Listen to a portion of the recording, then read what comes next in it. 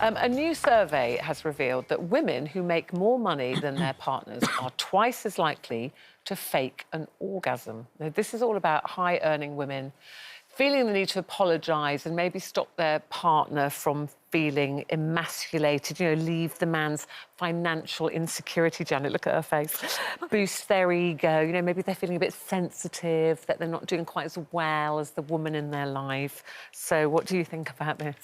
Faking an orgasm is just, everyone. well, yeah, faking an orgasm is just one of the skills we have to learn in life, and we have to fake a whole lot of other things as well.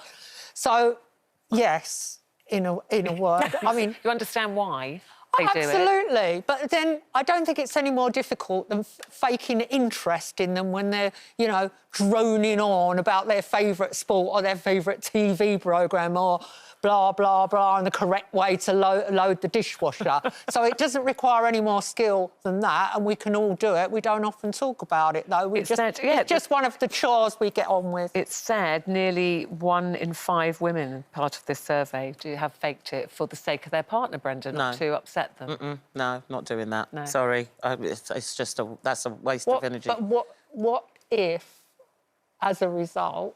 Of faking it? No, not faking it. You have a row.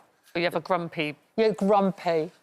Yeah, not so much a growl. You know that bit where they go all crumpled and a bit miserable? No, I mean, you know, I'm all for it's 50-50. You're in a partnership, you're in a relationship, it's 50-50. If somebody's not satisfying the other person, then that person needs to tell them how to satisfy them better. Not fake it. Not fake it.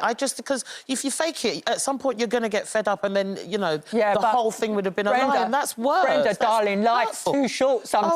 Oh, God, no. Well, life's too short. Tell the truth and get out if that's the case. Don't sit there and fake it and I'm happy, but you're not happy. That's madness. But, you know, just occasionally for, like, the sake of easy relation, you know. Good night, sleep. Good night, sleep. You know, like, how long do we need to be here? How long do we need to be here? God. Well, I'm just saying, it's what, you know, women have talked about.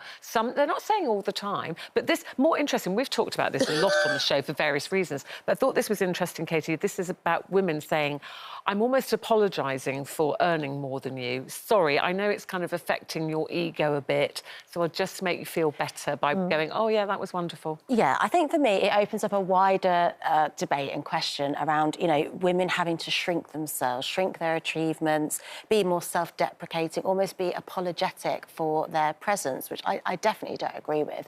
And if we're looking at it in terms of earning, you know, I think when I was single, when I was trying to meet my husband and I was dating, like, quite unsuccessfully, I liked paying for my half of the bill, or sometimes I liked paying for the bill, because for me it felt like a clean slate. If I don't like this guy, I don't owe him anything. You know, sometimes people may think, well, you stopped texting me and I paid for that expensive meal. I want to be able to walk away and say, fair and square, I'm not in debt to you or accountable for anything. And I, you know, that. Yeah, I think it does open another conversation, doesn't it? I was saying this morning, for me, financial independence was always very important from being of quite a young age. I think I realised there were too many women in unhappy relationships because they felt tied, because they weren't financially independent. They couldn't see a way out. So they're thinking, well, where would I go? What will I do? I don't have my own money. So I always had that in the back of my mind of, like, I need to earn my own money, have my own money, have that independence. Financial abuse. And I found it really hard, actually, when I had Jack and I didn't stop working completely, but I scaled right back. And I had the luxury of, you know, afforded to me because Eamon was doing well and he was very happy for me to not work. But I found it a struggle, not him. And he's very generous and very supportive. But I found it difficult that even when I bought him a present or something, I was like, well, it's not really my money, it's kind of his money, which is the wrong attitude, because I was at home looking after our child. Exactly. And so I actually couldn't wait to get back to work. As soon as I started working again, but at the same I just had that feeling like, good, that's mine, I'm earning again now. But what you're saying, Ruth, indicates we ought to see it from the other point of view as well. I mean, we laugh about low male self-esteem, and we do laugh, but it is a serious issue as well.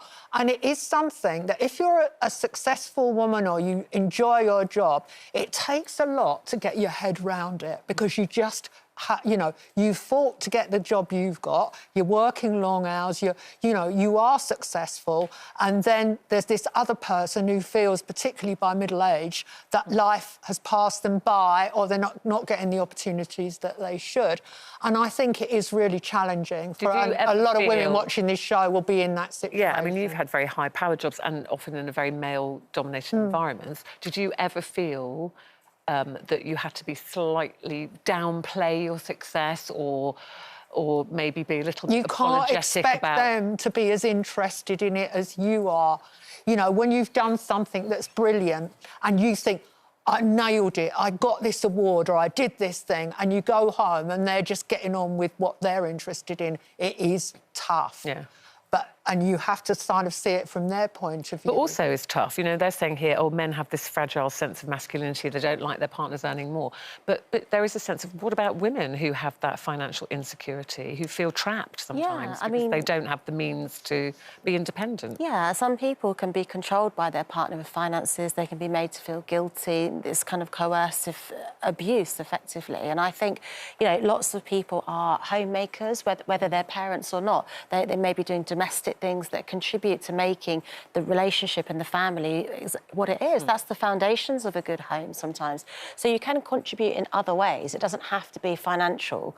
And it's no less of a job running a household than it is going to work. Yeah, I mean, it's a big subject. It's a big subject. And we always come round to this, don't we, in different ways. But I just thought that today was interesting of, is it we're just trying to protect the man from feeling vulnerable? OK.